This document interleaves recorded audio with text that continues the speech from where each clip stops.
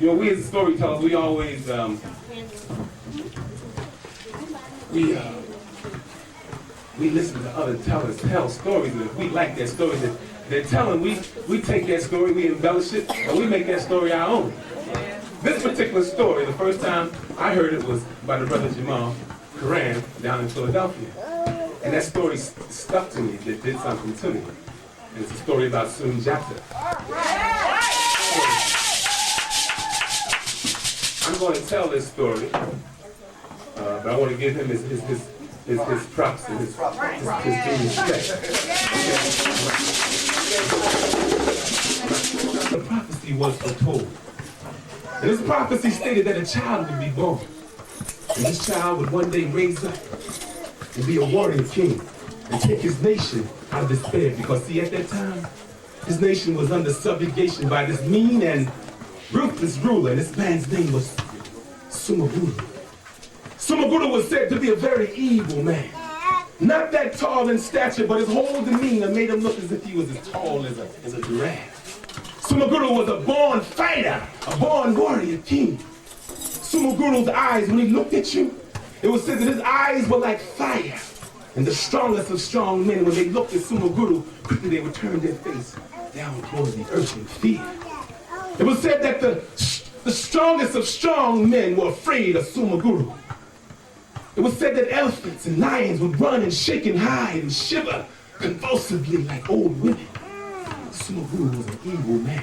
He would go across the land raping and pillaging and doing whatever he wanted to do with whomever he wanted to do it with. Sundjata was an evil man. So that prophecy unfolded, and that child was born. That child's name was Sundjata. But when Sundjata was born, he didn't resemble anything noble or a king. Sundjata was born with a rather large head, with eyes that looked like they were just placed upon his face. And as he laid there, molded in his mother's arms, all she could do was weep when she looked at that boy. Because she couldn't believe that her son could be born like this. It wasn't supposed to be. Sundjata had a rather thin neck and his body was ill-proportioned. And all the other women that were in the compound when he was born, they ran out in fear because they thought that whatever this child had, they might catch it and they might return and pass it on to their children. Therefore, she was shunned. No one would have any contact with this woman. It was a terrible thing. And all she did was cry and cry. Time went on and time went on. 2 years passed. This boy couldn't walk. But not only couldn't he walk, he couldn't talk. And periodically she would go into the village and bring back other children so they could model all kinds of behaviors in front of Sundjata. Talking and walking and screaming and laughing and playing, just like children that age do. But Sundjata would never even make eye contact with these children. He would just lie there. Time went on and time went on. At the age of 4, Sundjata still couldn't walk. And that woman took that baby to every doctor, every herbalist and every faith healer, but nobody could find a cure for that. It's a terrible thing. Time went on and time went on, and Sundjata began to develop all sorts of negative and deviant behaviors. You see, he would sneak into people's houses and rob their caravans for food because he had a sensational appetite. He would go to the marketplace and rob the merchants, and they would throw rotten food and kick him, and they would mock him, and they would jeer him, and they would call him all kinds of derogatory names. Sundjata, how is this boy gonna be our ruler? How is this boy gonna raise us up out of despair? He crawls upon the family just like a snake. And they would laugh.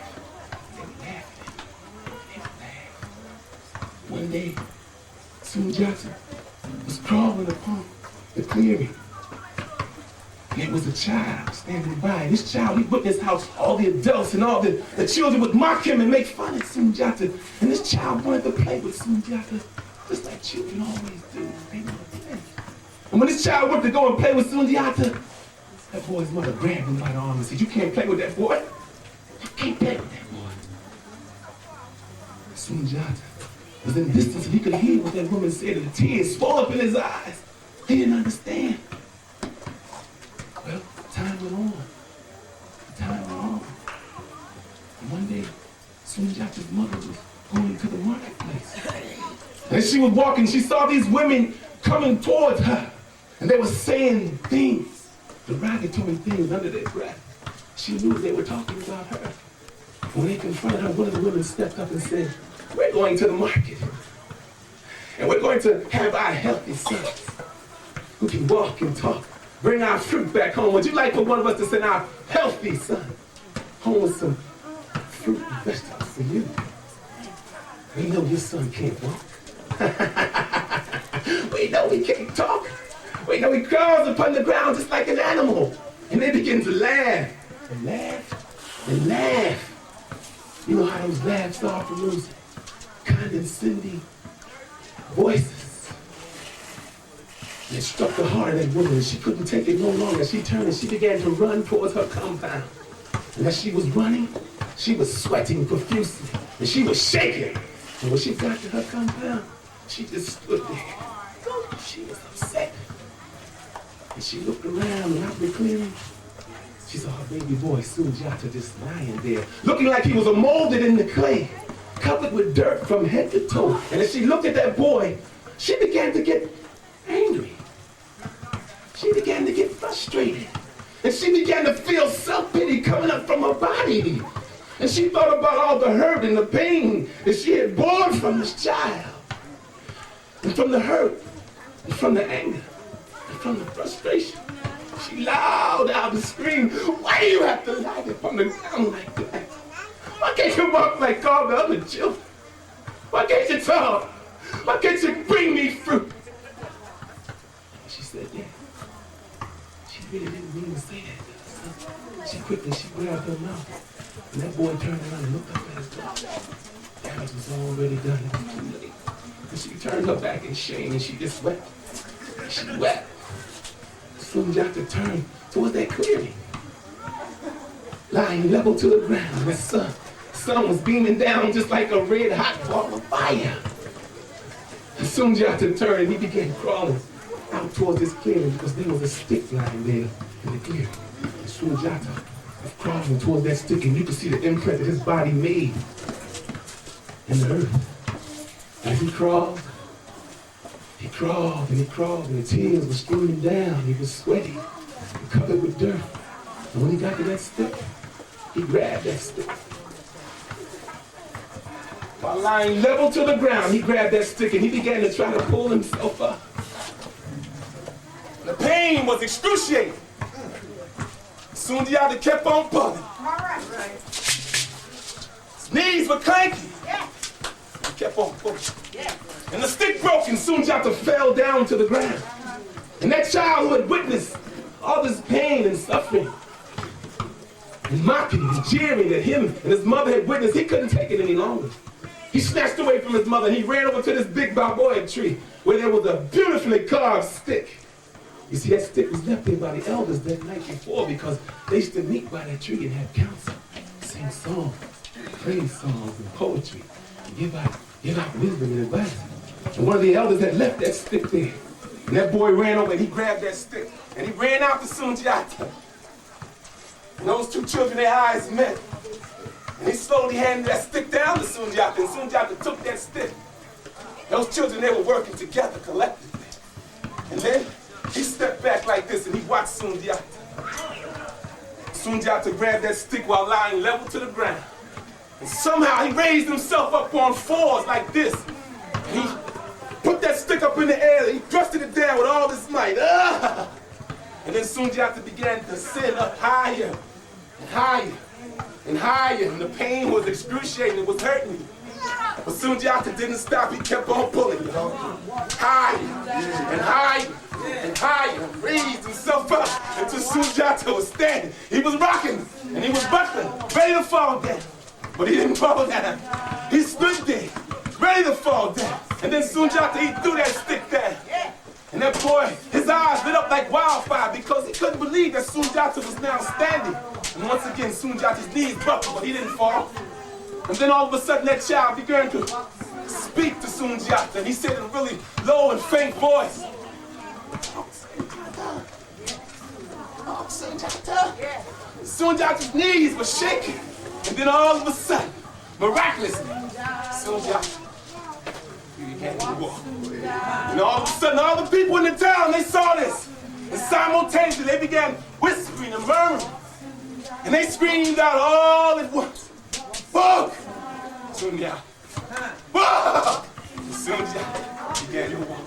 The people screamed what they screamed, y'all. Walk! Sundjata. Sundjata was walking. He didn't walk like you. He didn't walk like you. But he was walking. What would he scream?